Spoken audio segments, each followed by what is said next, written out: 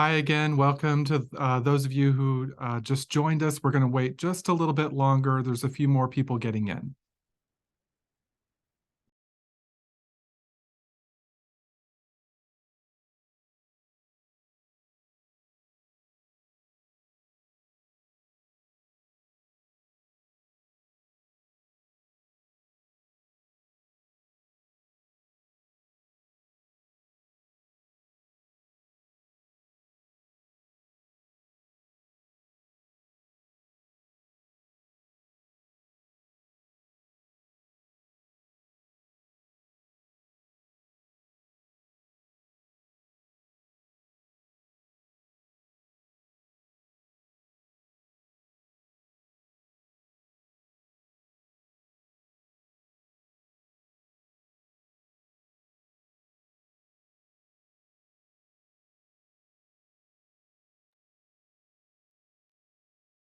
Hi again. We're going to start in about 30 seconds.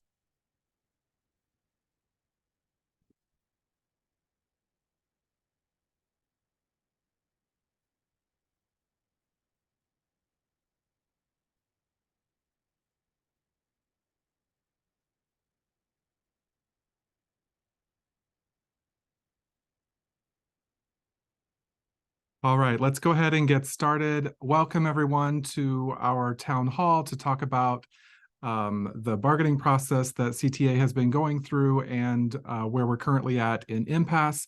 My name is Clinton McCracken. I'm the president of the Orange County Classroom Teachers Association.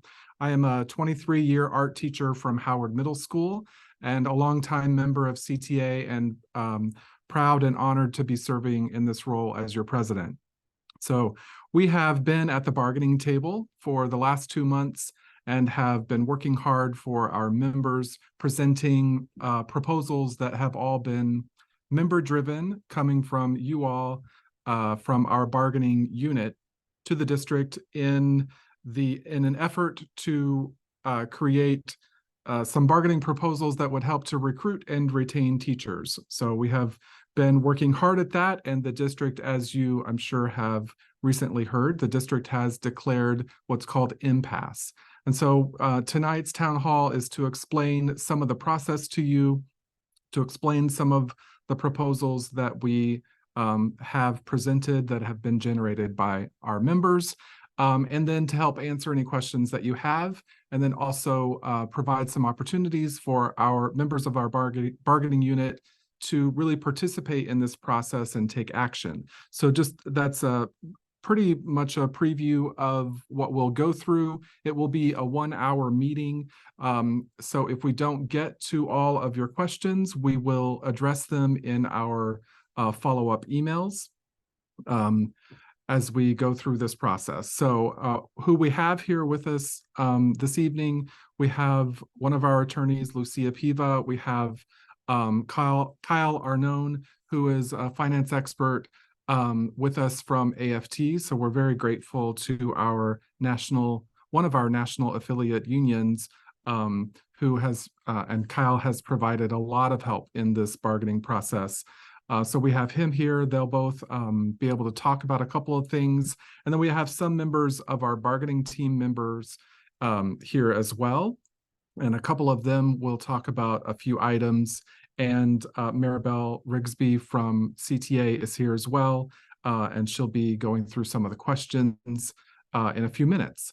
So without further ado, what we'll do first is Lucia will take us into and talk a little bit about some of a summary of our negotiations. So Lucia. Thank you, Clinton. So I just want to give you a brief overview of where we are. And I think if there are any questions, I'd be happy to answer them as well. So this negotiation for this year is a reopener negotiation. And so you all have a 3-year contract, right? And this is the last year of that 3-year contract. Each year of the contract, it's reopened for the purposes of negotiating narrow, specific things.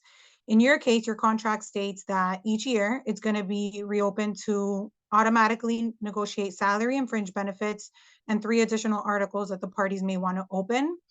Now, the reason some contracts, some collective bargaining agreements are, stipulate the 3-year increases right off the beginning, but teacher contracts, especially in Florida, don't tend to do that because there's salary increases are so dependent on state funding, and we don't really know what's going to happen until the legislature passes its budget and appropriates whatever it's going to appropriate for each district. And so that is why we have salary reopeners. Now, we had about 7 meetings before the district declared impasse, and I'll talk a little bit later about what impasse means and where we're going to go from here. And I mentioned that fringe benefits is also a subject that typically opens automatically each year, but this year for the 23-24 school year, it didn't, because the school district had already committed not to have any premium increases or any plan design changes through the 23-24 school year. So we shouldn't even be talking about health insurance increases right now. That's not something that should be on the table at all. And even though 24-25 is not on the table, because that's actually your successor agreement that we're going to negotiate sometime in the future, the district is tying its salary proposal, and really all of the proposals that it's made, to increases in health insurance. And it's trying to backdoor those increases by having them take effect in June of 2024, which is actually really strange because typically health insurance increases don't take effect until October. So this is, clearly something that they're trying to do to circumvent the process and to try to sneak this in. And in the meantime, hold your raises hostage. So it really doesn't pass the smell test. It lets us know what they're up to. And it, informs the rest of what's going on. So there's a few more issues that are at impasse, and I think your CTA bargaining team will talk about those a little bit more in depth. But one of the big ones, of course, is salary, right? And what your salary increases are going to be.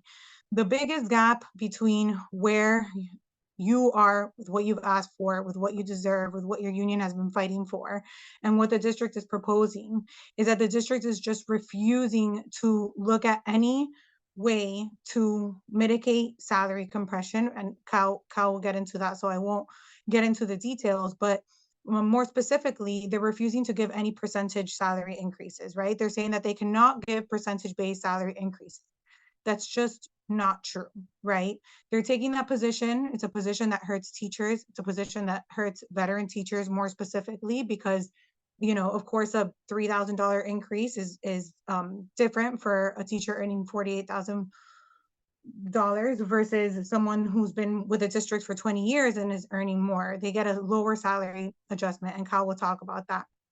Another big area where, it just really shows where the district is in their position and their inability to seek solutions right now is when it comes to safety and maintenance and repairs. The union has heard from hundreds and hundreds of teachers that have had issues in their schools with with broken ACs, with bugs in the classrooms, broken elevators, debris coming from the air vents. I mean, just so many things that should be addressed immediately, but we've seen that they don't get addressed for months. There are issues that haven't been addressed since last school year, and people are still waiting. And not only have these issues not been addressed, teachers have no way of knowing what the status of their requests are. And so CTA just proposed a mechanism to track the status of these requests and to make sure that they're addressed in a timely fashion. The district doesn't even want to do that. They just want to delay it, put it through the committee, and pass it along. So we know where they are, and I'll pass it to your team to talk about the more specifics of the proposals, and to Kyle as well. And after that, if there's some time, I can talk about the impasse process and where we're going to go from here. Thank you. Thank you, Lucia. Before I pass it to Kyle, I just wanted to really focus our attention on what teachers have asked for in regards to the economics part of our proposals. So since the beginning of the school year, teachers showed up at town halls for the superintendent. Teachers have showed up at school board meetings we have heard over and over and over that we need to address the really severe wage compression problems that we have in Orange County, and salary and increasing salary is the biggest thing that we've heard from teachers in regards to teachers staying, recruiting and retaining teachers. School board members themselves have talked about these issues at length at school board meetings. So it isn't just from us that we've heard these concerns, it's from members and it's from leadership in the district and the school board. So with that, I'll pass it over to Kyle to talk it in more detail. Thanks, Clinton.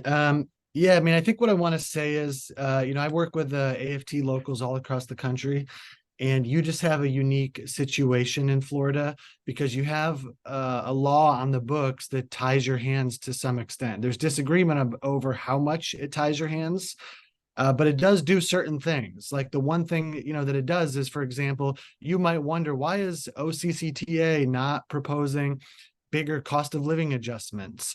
Well, that's because the law says that the cost of living adjustment, it has to be a ratio to the increase given to effective and highly effective teachers. It's sort of like saying, your priority is that you want to expand your kitchen in your house. But then there's some law in the book saying if you expand your kitchen by 100 square feet, that you have to expand all your closets by 50 square feet. It doesn't make any sense. So there's only so much that we can do within that framework. And I think that, Clinton and the bargaining team heard the membership loud and clear, and they did a great job putting together a package that, dealt with the two big issues. One issue is, as Clinton talked about, was compression. Teachers with more experience don't make as much money as they should. And then the other thing is inflation. Inflation has been double digits, depending on what time period you're looking at, over the last couple of years. And so we needed to have a package that was like sizable, dealt with compression, and that at the same time was also reasonable. We weren't coming in here like putting in a proposal that we knew was just going to get shot out of the water. And there was a lot of discussion, thoughtful discussion about how to put a package together that dealt with all three of those things. And I'll just show you quickly, just so you have a sense of, if I can share my screen real quick. And I'll just show you like a couple slides here. This is, can you see this? Yes. Okay, yeah. So, the average teacher salary in Orange County is about 12 grand less than the national average. I would say that almost all of that is driven by the fact that your salary at the higher end of experience is low, because your starting rate, is more or less comparable, I think, with a lot of other places in the country. And then the second thing is, right, if you look at inflation and the increases to salary over the last few years, these are all things that, CTA has shared publicly. The average salary has been flat over the last few years, because inflation has eaten away at the increases that you've been able to win, some very good ones, but inflation's eaten away at it. There's just no getting around that. So the package that your leadership put forward on the table is basically, it tries to fit within the rules that are in the law. But we also try to do something that we haven't done in the past, which is use the percentage-based increases. So the law says that basically the COLA has to be 50%, no more than 50% of the increase given to effective teachers, and the raise given to effective teachers can be no more than 75% of the raise given to highly effective teachers. So we had to work within that. But the law is a little bit fuzzier about whether that means flat dollar amounts or percents. If we went down the flat dollar amount route, what you do is, you could deal with some of the inflation issues, but you don't deal with compression at all. In fact, compression gets worse. So what we did is we put a package that had percentages, and we know that percentages are possible to do because other school districts in Florida do them. And those, from what I understand, those salary schedules have been approved by the Department of Education, because they have to submit all their salary plans to the DOE. It's not every school district, it's a minority of districts, but there's some of the large districts like Broward and Miami-Dade. And so we think that there's good reason, we didn't just do something that no one has done before. This has been done before. And so what we put down on the table was 3% for the cost of living adjustment. And like I said, it has to be, there's a ratio. So if you have a 3% for cost of living adjustment, that means you have to have a 6% for effective. And that means that the highly effective has to be 8%. That's just like the ratios that are actually kind of clear in the law. And so if you're an effective teacher, which is about 10% or so of the unit, you would get a 9% increase. And if you're a highly effective teacher, you would get an 11% increase on your base salary. The district's proposal did not do that. I think that Clinton and the rest of your bargaining team did a great job really trying to approach all of this in a problem-solving way, open to ideas, but like putting forward the priorities that you all have communicated to your leadership. And the district never really engaged us on the percentage increases at all. They've insisted on the flat dollar amounts as being like the only way to interpret the law, despite what I said before about other districts having done it and having it approved by the DOE, and the language in the statute, which Lucia can talk more articulately about, being kind of fuzzy about whether or not it has to be flat dollar amounts or percentage amounts. And so they put, they put down flat dollar amounts, and I'll just show you quickly like what that means for compression.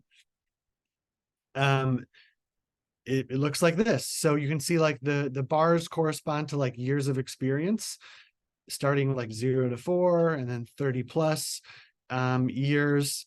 And, the percentage goes down with more years of experience. What we proposed, it would be at least flat percentage. The dollar amounts would be bigger for more years of experience, because teachers with 30 plus years do tend to have a higher salary. It's not as big as we think it should be, but they do tend to have a higher salary. But this is what it would look like under the district's proposal. And then the other big issue on economics is that they've put in some language in their proposal to change health insurance premiums for your units that would take effect at the end of the contract for the 24-25 school year. And the premium increases are, I would say, pretty significant. They're by no means small. I'm happy to go into more detail if people want to hear exactly what they are, but like at the highest level, just to give you a sense of how much of an increase it is right now, all the employees, not just the members of CTA, but all the bargaining unit employees in your unit contribute about $13.6 million a year are taken out of their paychecks to cover their health insurance premiums. Under the district's proposal, they would have another $8.7 million coming out of your paycheck and going towards those health insurance premiums. That's about, if you're doing the math on that, that's a 64% increase on average for health insurance premium contributions coming from your membership. So, I think the easiest way to describe the district's proposal is that, while the money on the table is not terrible, it's not put forward in a way that meets our priorities, and there are strings attached, and that string, the big string that's attached to it, is the increase in health insurance premiums. So I can stop there, but I'm happy to go into to more detail on any of this. Cal, you have a quick question. Is from the Q&A. Is that an overall 9% or 11%, or is it a 3% and then a 6%? Sometimes that calculates a little differently, especially if you have an advanced degree. Yeah, so the advanced degree supplements go up by the COLA amount. So if COLA goes up 3%, then the advanced degree supplement would go up 3%. You wouldn't get, if you're a highly effective teacher, your highly effective salary increase, which is 11% between COLA and the adjustment for highly effective, would not mean that your advanced degree supplement goes up by 11%. I think that's the question. Yes, thank you. That's a good question. Okay, are there other questions, Maribel, or shall we move on to the next? There are no more questions. All right, so thank you, Kyle. And now we'll go into a little more information regarding safety and maintenance. Megan, are you in a position where you can share or where you can talk? Okay, good. Hi. So we put forward a proposal in order to improve the way that we are able to submit maintenance and safety issues and requests. So currently at each school site, you tell somebody, it varies at the school sites, and then they put it into the maintenance system. And then that's really it. And you hope that your items are taken care of and are rectified in a timely manner. It's difficult to follow up and find out where we stand, or sometimes we're told that things have been corrected or have been fixed or addressed when we know that they haven't. And so our proposal was to have some sort of tracking system similar, and we had said similar to the technology tickets. And so we were told that that wasn't possible. But we were open to any sort of tracking system. On a side note, I had something at Pep Boys today, and they sent me a link to follow along the entire way as to how it was progressing through, right? And that's what we were hoping for, is that we could know, are we waiting on a part to be ordered? Is there, a backlog of issues in front of you? What is going on? So the district came back and told us that we would keep the language, as it is, or keep the process as it is, and we could go to the safety committee. So Clinton has met with the safety committee, and other members multiple times last year. Some of the issues that we were talking about specifically were brought to the safety committee and still were last year and still had not been addressed. So we were trying to be very clear where, that safety committee is helpful in certain manners, but that is not the answer. And so that, I think, is where we stand, is that we do not see the situation in the same way. We're looking for more accountability and for teachers to be able to have access to the system in a read-only format, but to at least know, was your issue put in? Was it put in correctly? Did it, accurately reflect the issue and concern that you had? And the district does not feel that that is necessary at this time. Is that it? Thank you, Megan. That's very helpful. I would just add that at some schools, people have shared that they don't even know who it is at the school that's designated to submit a work order. So that would be part of the process. It would really make it transparent that we know what issue is happening at every school, where it's at in the process. And then one more thing is just to share that these issues are not just issues that affect teachers. They're issues that affect our students and our community. When the air conditioning system isn't working for multiple days, students can't learn. When the elevator isn't working, students can't get to their classroom. When the lights in the parking lot aren't working, it's dangerous at night to be walking to your car. So those are a lot of the issues that we were addressing in that proposal. Thank you, Megan. Yeah, and just to say, one of the other things we found out at the bargaining table is when teachers had submitted, they did know who to submit to. They submitted their issue. They were told that it was put in, but the gentleman from, I don't remember his name right now, but from facilities and maintenance was saying that there was nothing in the system. And so there's a breakdown, and that's what we're trying to alleviate. Thank you, Megan.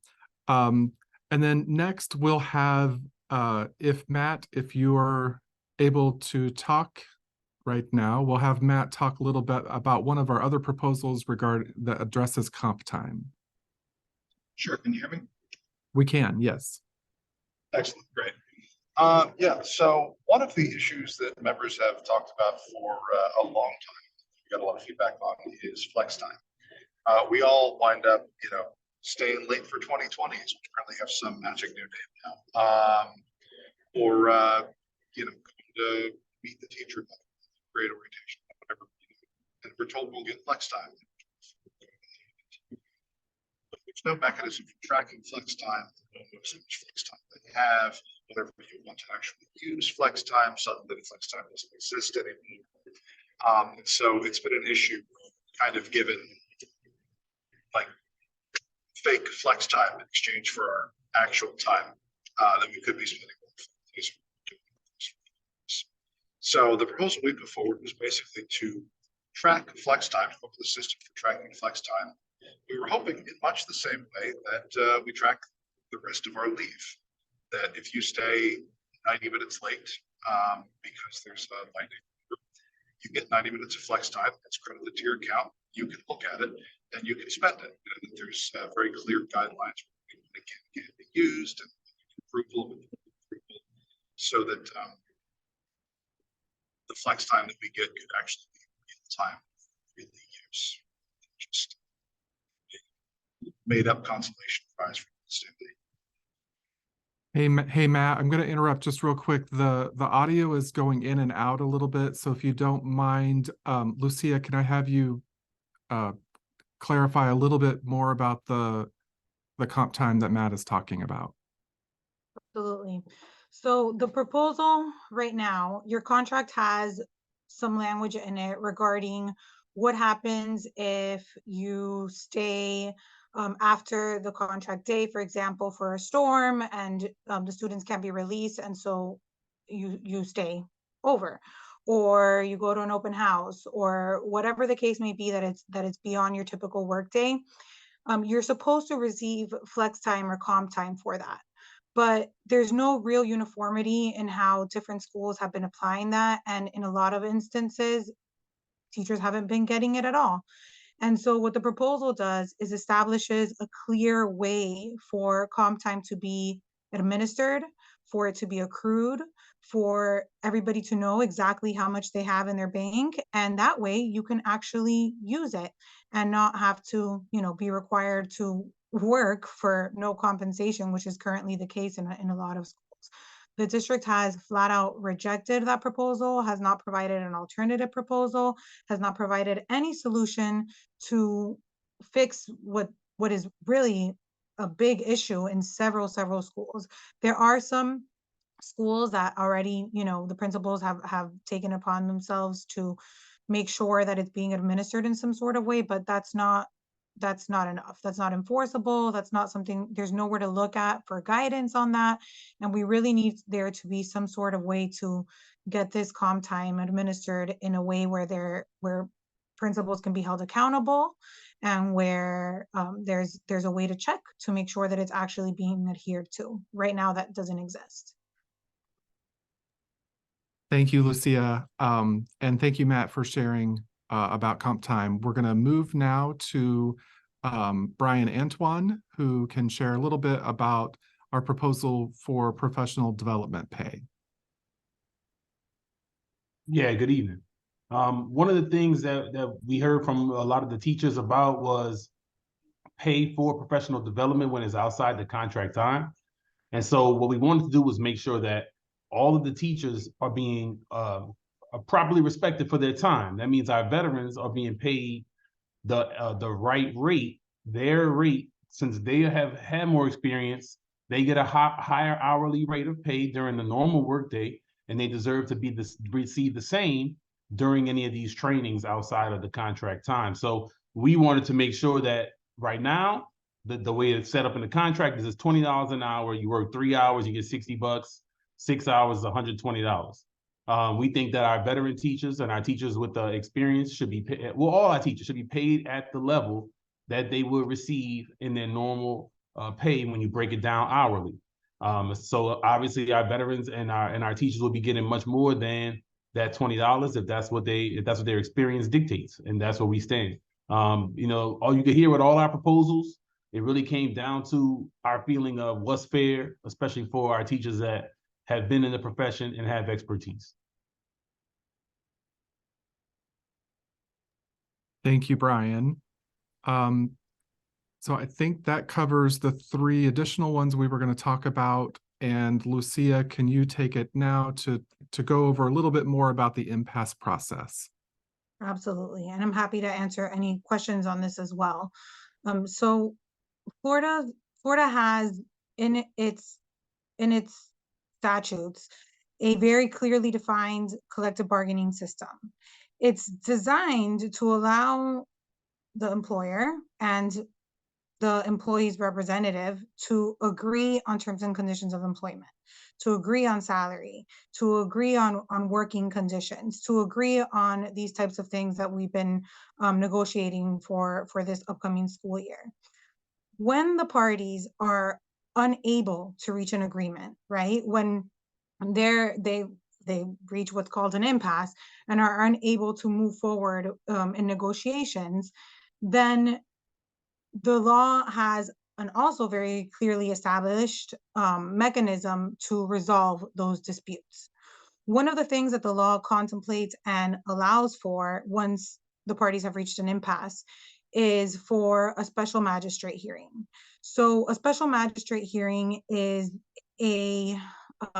it's really a proceeding where a third party, a neutral third party, determines and considers both parties' proposals. And so each side has an opportunity to present its witnesses, to present exhibits, to really make an argument for why the magistrate should consider its proposal more favorable. And a magistrate will consider certain factors that are also detailed by law. One of them is the availability of funds. Another big factor that they look at is whether, you know, how the parties' proposals compare to other similarly situated employees, so other teachers in other districts, and sometimes it's even appropriate to go beyond that scope and look elsewhere in the country. And then a big area where the magistrate looks is the interest and welfare of the public. So the parties, you know, make their presentations, and this third party, who's a neutral, decides and makes a recommendation that's non-binding, and tells the parties how they would resolve that dispute, right? PERC there's a roster of like 20 magistrates.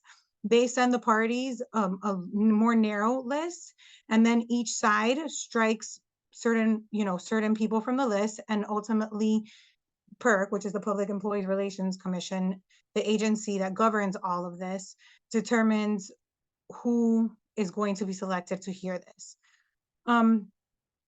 Once the magistrate is selected, which hasn't happened yet, then the parties have to submit their issues that are impasse to the magistrate, and then the magistrate will get with the parties to get a hearing date.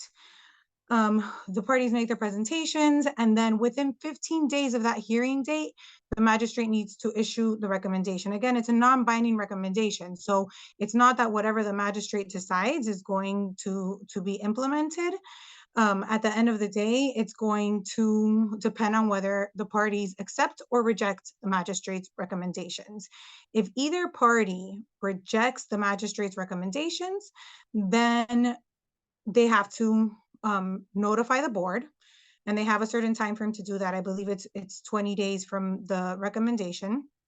And then ultimately the board has to decide the issues. So it's a weird situation where your school board now has to put on a different hat and act as if these issues are coming before it for the first time.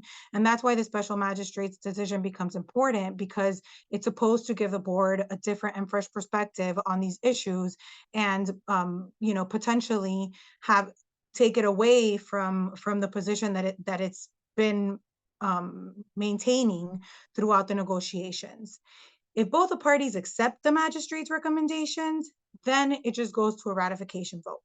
Now, if they don't and it goes before the board, then the board will just decide the disputes that are at impasse, and whatever the board decides will also go to a vote by everybody in the bargaining unit. If you all approve what the board says, then it becomes part of the agreement. If you reject it, then still the board's decisions are imposed for 1 year.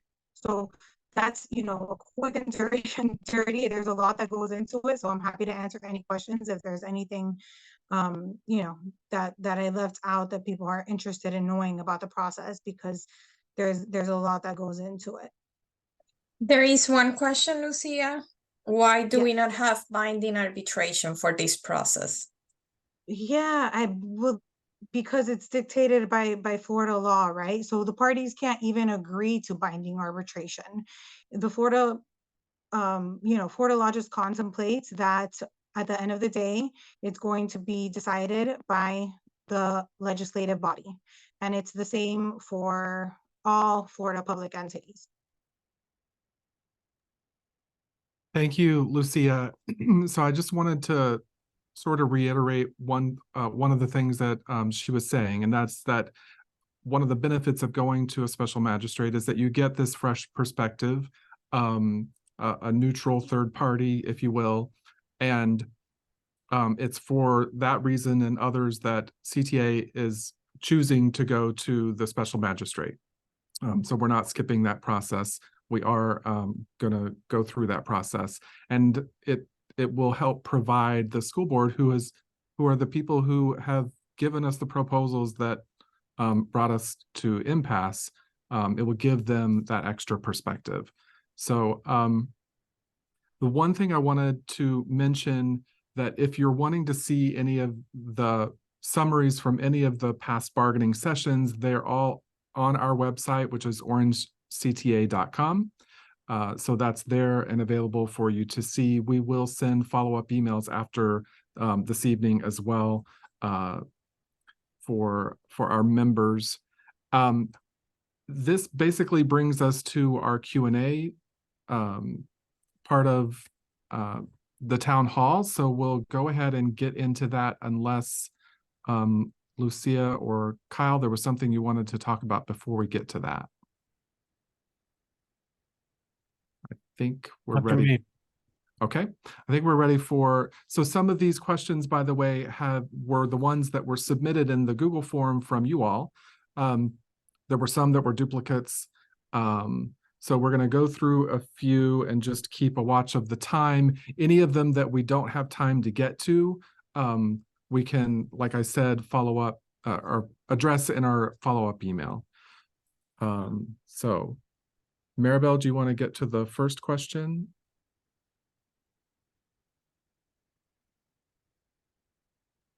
Yes. The first question is, why is the district adamant about proposing 2-year deals?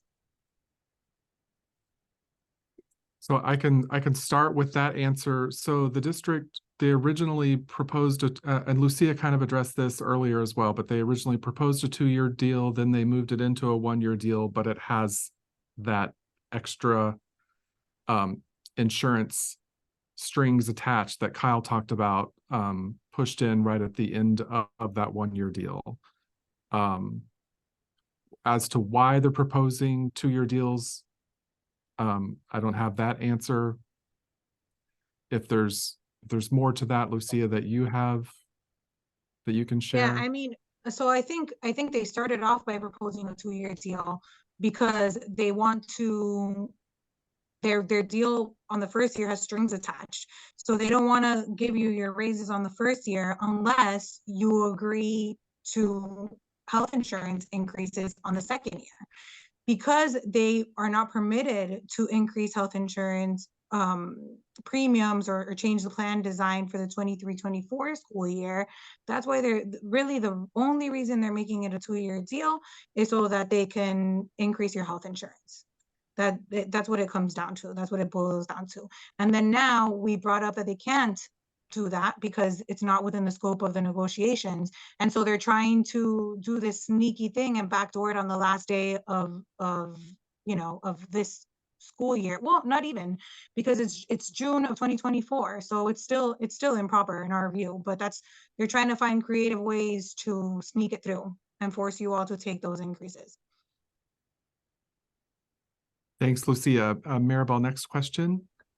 With the politics of the current board, what is the expected impact of board opinion / involvement? So what I would say is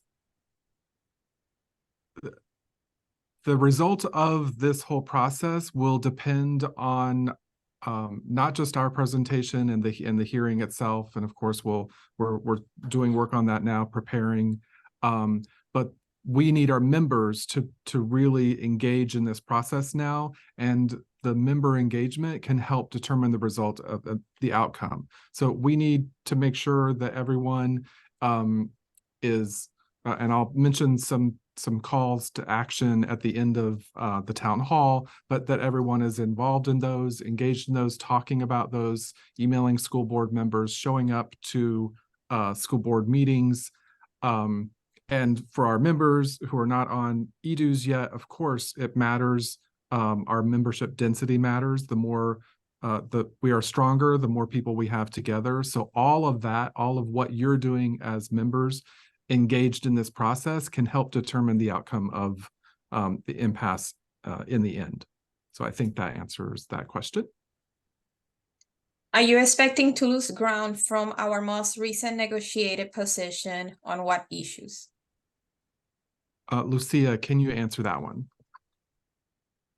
So if I understand the question correctly, it relates to like what can potentially happen at impasse. And so the parties can continue to negotiate all the way until the very end. So the parties are allowed to negotiate until even we can pause when we're before the board and say, oh, wait, we actually, have a deal that we can reach. So the positions of the parties can change throughout. What can't happen, you can't introduce to the special magistrate anything that hasn't already been introduced at the table. And typically, once you make it to the board is the kind of floor of what the board is going to decide, and there are exceptions, but the typical outcome is that the minimum that the board is going to give is what their last proposal was at the table, because by giving the proposal, especially when it comes to salary, they've acknowledged that they have the ability to pay it, that they can afford it, and so we don't typically see any pullback on that. I hope that answers the question. Let me know if I can clarify. I think that's great. Maribel? Which issue is more critical in negotiations to the team, pay-related issues or insurance benefits issues? So I would say, and I mentioned it earlier, as did actually both Lucia and Kyle, what we've heard all year from members in hundreds of emails, messages, in the town halls that happened at the beginning of the year with the superintendent is salary and specifically wage compression for our experienced teachers is a top priority.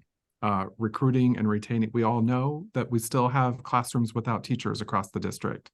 And one of the big problems is that teachers can't afford to live, they can't afford to live on the salary that they have in Central Florida. We have teachers who have shared with us that they've had to move outside of the county in order to be able to afford rent and or mortgage, teachers who are taking in roommates. So these aren't secrets. This is information that everyone knows. It's been in the paper for years. And so it's that is the highest priority for us, is salaries and wage compression. And I would just say that, as Kyle mentioned, two of the things that we propose to deal with that, one is percentage increases, which other districts do, even a district in Central Florida and some larger districts similar to our size. So percentage increases, and then the retention supplement as well, increasing the amount of that and making it permanent. Yeah, I'll just add on the health insurance piece. Our position on that was, we don't want to see increases, but at all. But at the very least, before you go down the route of increasing premiums for employees, that you should explore all options to not go down that route. And one of the things that we've said, and we have some pretty compelling data to back this up, is that they might want to put out the plan to bid, to other vendors to provide the health insurance. It doesn't mean necessarily that you would lose your doctor, that kind of stuff. But, from what we can tell, the rates are a little bit high, not just the contributions, but the reimbursement rates to providers compared to some of the competitors. But, again, the position is that they need to try those things first before you start pushing premium increases on, employees and their families. Kyle, can you, I might have missed it, my internet glitched for a moment, but I believe that the district shared that they could do that RFP a year earlier, but they're choosing not to because of calendaring issues or whatever their reasons.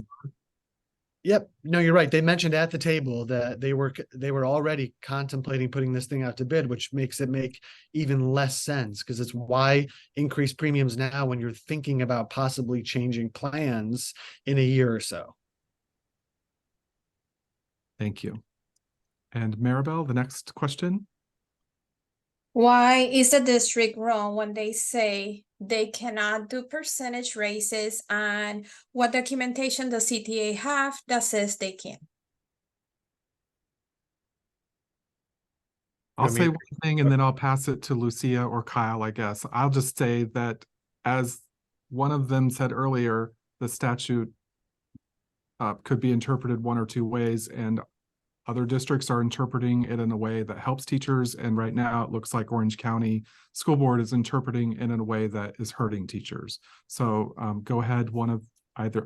I just want to add that there's absolutely nothing in the language of the statute that prohibits percentage-based increases. It just doesn't say that, right? So it's a fiction that has been created to, you know, further blame the state and shift the blame, which, by the way, we know that there's a lot, you know, left to be desired in the statutory framework governing teacher raises and teacher salary, and so much in education right now. For a separate meeting, we can leave that topic. But one thing is true, right? That the district is interpreting the statute in a way that is the most conservative and most harmful, where the statute does not say that, instead of taking the position that other school boards have taken and ensuring that they can address the real problems that are happening in their district instead of shifting the blame elsewhere time and time again. Thank you. Maribel? Are we losing anything by going to the special magistrate? And Lucia, can you answer that one?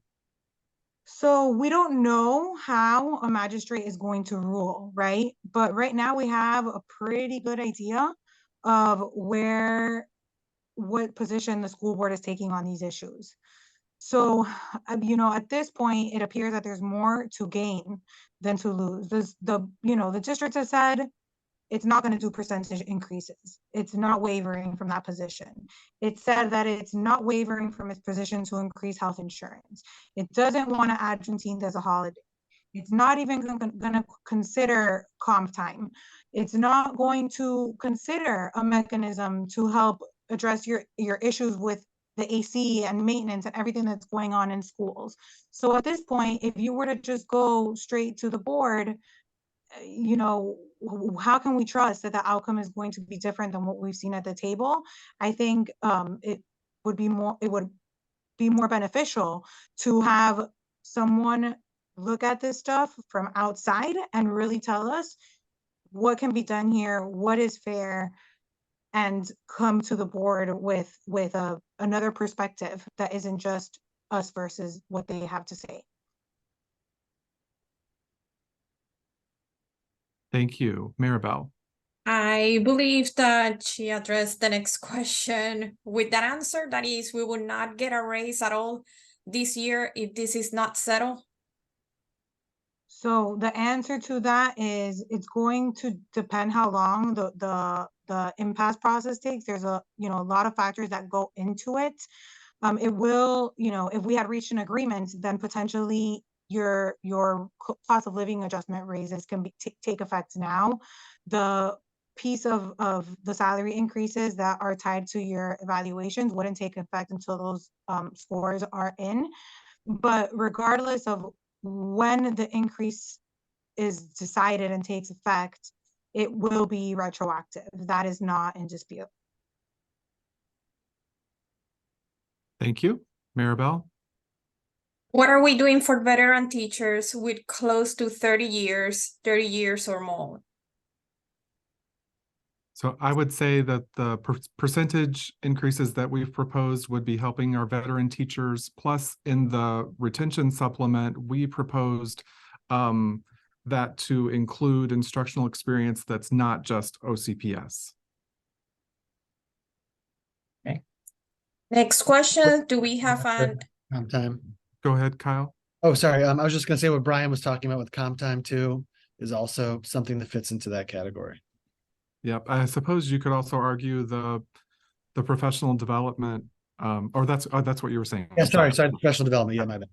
Yeah, because it would be paid at their hourly rate, not $20 or $25 an hour.